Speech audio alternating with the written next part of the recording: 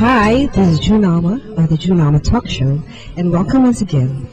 Tonight, as we move to a closing of our 4th season, we'd like to feature for our last episode, on episode 50, another of the beautiful landmarks within the metropolis. This started as an ancestral home and turned into a beautiful hotel, very charming, very quaint, and it is well planned and with good taste. And of course, the owners and the pioneer in this kind of project is our guest tonight. And she started, the trends like the beautiful Christmas trees around Metro Manila, and the popular gift shop in Green Hills. And thereafter, she has moved into beautification projects like the forest park in Arroceros, Manila. So tonight we're lucky to have with us the owner of the Orchid Garden Hotel, Mrs. Regina Roces Paterno. Good evening, ma'am. Welcome to the Junama Talk Show. Thank you. Hello, and welcome to our hotel. Yeah. Tell us, Mrs. Paterno, you have been a moving force behind the popular, cute, beautiful stuff, just like the beautification of the Christmas trees and the Christmas trees in the metropolis in Manila. So now you've moved on into planting real trees around the metropolis because you're an environmentalist. So tell us, how do you intend to propagate this kind of passion that you have now? Or is this really, among your different projects, the passion that you really have? We got our passion for greening from our school. Sister Marisa was our teacher. Sister Marisa Lichauco. She's a known environmentalist. And even when we were in school, we did a lot of planting around the campus. And then later on, she invited us to do the Merinol mini forest. And then later on, I went into business, and then I retired in 2004 and decided to go full blast into the environment. Actually, we had started earlier in 1992 with Mrs. Ramos.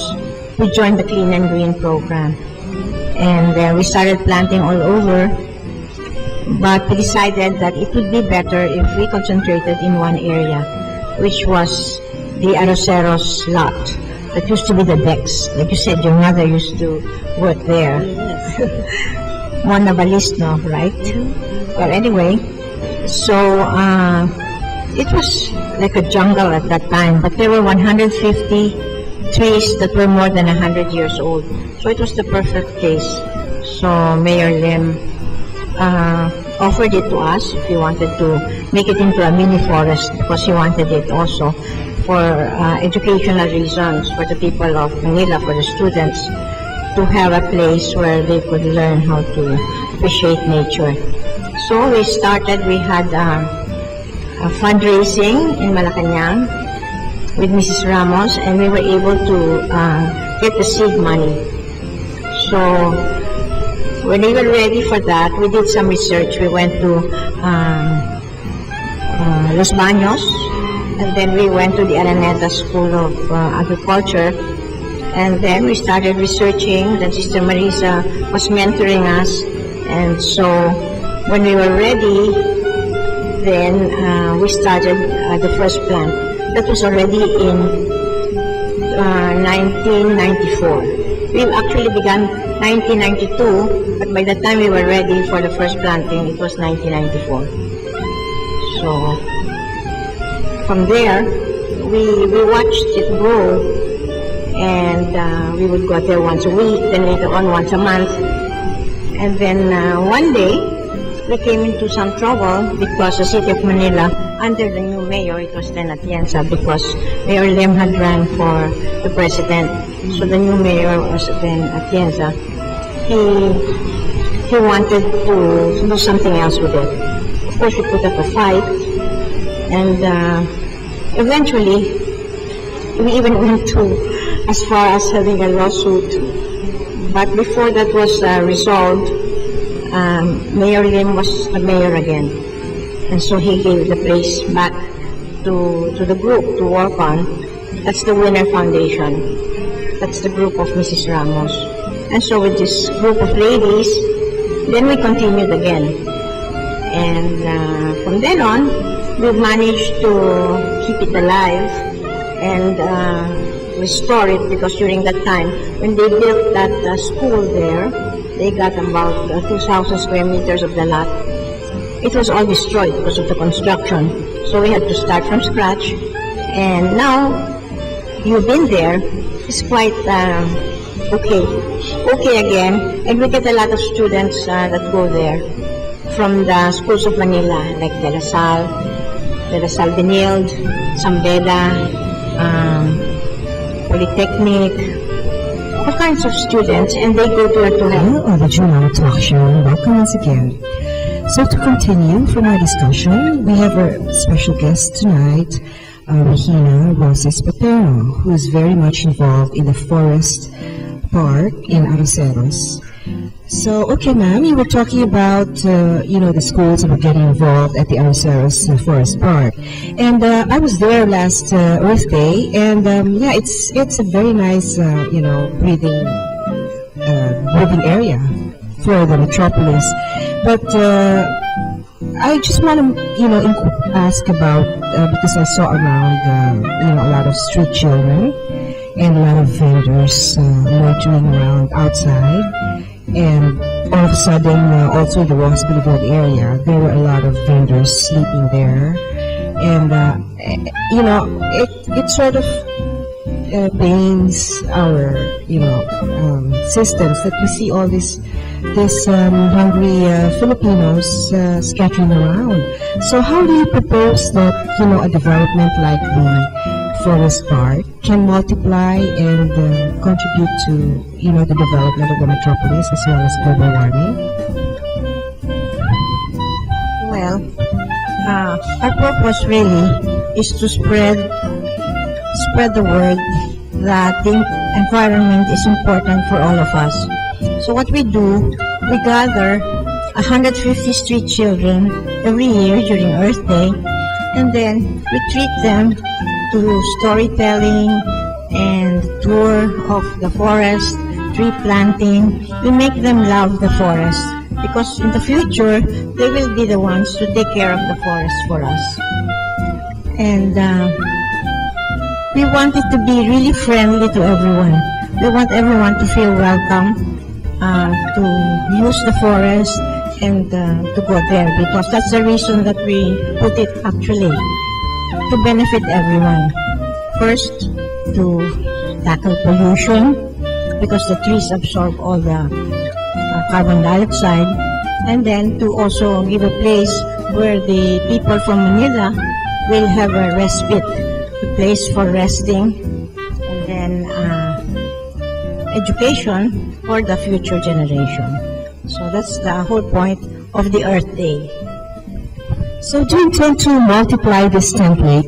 I mean, to have pockets of forest parks around the metropolis.